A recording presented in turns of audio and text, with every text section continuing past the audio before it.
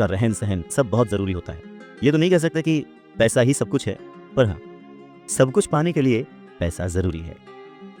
काश काश कि मैंने ये बुक 20 साल पहले पढ़ी होती। ये लाइन अमेरिका के एक बहुत ही बड़े बिल्डर लैरिसन क्लार्क ने कही थी जब उन्होंने रिच डैड पुअर डैड पढ़ी थी। वक्त ऐसे ही बीत जाता है और हम काश में फंसे रह जाते हैं।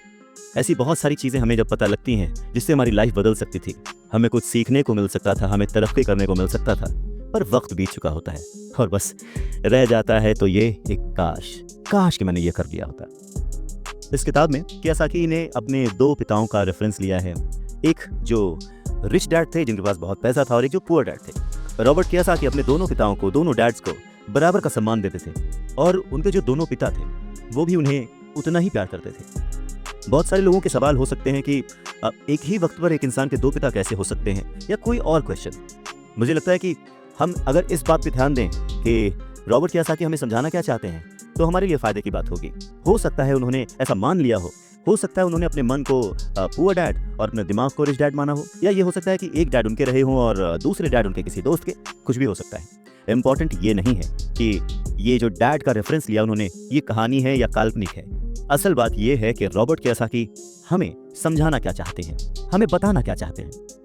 चलिए मान लेते हैं कि रॉबर्ट कियासाकी के दो पिता थे और उनमें से एक बहुत अमीर थे, एक बहुत गरीब थे।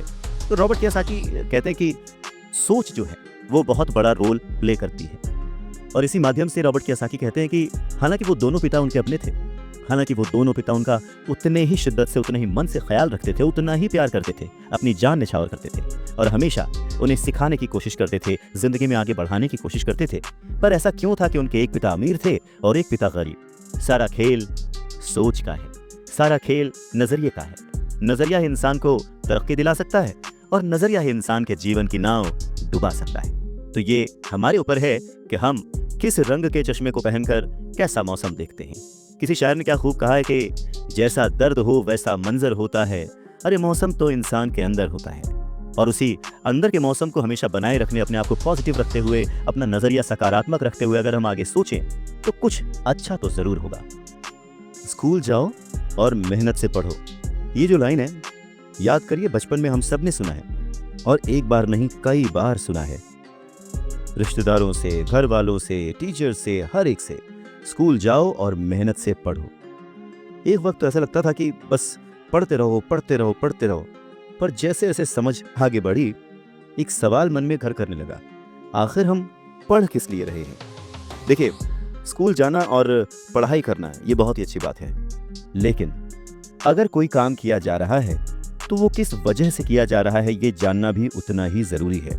अपनी पढ़ाई पूरी करने के बाद हम सबसे पहले जॉब ही ढूंढते हैं ना, ये सोच करके जॉब मिलने पर हमारी सारी प्रॉब्लम्स दूर हो जाएंगी, पैसे मिल जाएंगे, हम घर बना लेंगे, गाड़ी खरीद लेंगे और जो भी ज़रूरतें हैं पैसे से जुड़ी हुई वो सब पूरी कर लेंगे। पर ऐसा होता नहीं है। बहुत सारे लोग अच्छी जॉब और बहुत ही अच्छी सैलरी होने के बावजूद खुश नहीं होते। वो अपनी ज़रूरतें पूरी नहीं कर पाते, बहुत ही मुश्किल से घर का खर्च चला पाते हैं, पर वो लगे रहते हैं इस उम्मीद में कि शायद अगले साल फिर से इंक्रीमेंट होगा, पैसे बढ़ेंगे और उन पैसों से हम अपनी जो ज़रूरतें हैं जो पूरी नहीं कर पाए हैं उन्हें पूरी कर लेंगे। और वो और ज़्यादा मेहनत करते हैं प्रमोशन पाने के लिए। पर वक्त के साथ साथ हमारी ज़रूरतें और हमारा लालच बढ़ने लगता है। पहले तो पैसे के बिना रहने के डर से हम बहुत मेहनत करने लग जाते हैं, और उसके बाद जब हमें सैलरी मिलने लगती है तो हमें लालच और ज़्यादा पाने की इच्छा जाग जाती है। और चूहे बिल्ली के इसी खेल में हमारी ज़िंदगी का भी एक पैटर्न बन जाता है। ज़्यादा मेहनत करो, ज़्यादा पैसे कमाओ, ज़्यादा पैसे कमाओ, घर का खर्च चलाओ, पैसे खत्म, फिर ज़्यादा मेहनत करो, और ये जो विशेष सर्कल है ये चलता रहता है। और इसी सर्कल में हम गोल गोल गोल गोल घूमते रहते हैं। अगर हमारे पास ज़्यादा पैसे आ भी जाएं तो भी हमें इस विशेष सर्कल में घूमने की आदत पड़ जाती है। हमें डर और लालच पर काबू पाना सीखना बहुत ज़रूरी है, क्योंकि अगर हम अमीर बन भी गए तो इन आदतों की वजह से हम हमेशा डर के साए में रहेंगे और अपनी ज़िंदगी को एंजॉय नहीं कर पाएंगे। पहले के ज़माने में शिक्षा एक जरिया थी लोगों की पर्सनैलिटी डेवलप करने का और आसपास के हर विषय में उन्हें जानकारी देने का। पर वक्त के साथ साथ पढ़ाई का लक्ष्य, उसका गोल बदल गया। पढ़ाई का मकसद रह गया बड़े होकर अपनी जीविका चलाना, ब्रेड एंड बटर कमाना। और इसमें कुछ गलत भी नहीं है, वक्त के साथ चीजें बदलना बहुत जरूरी है, क्योंकि जो चीज वक्त के साथ नहीं बदलती वो या तो हमारी खुशियां छीनती है या फिर समाज को बहुत ही पीछे ले जाती है। रॉबर्ट टी कियोसाकी ने इस बहुत ही अहम मुद्दे को यहाँ पर उठाया है अपने book rich dad poor dad में।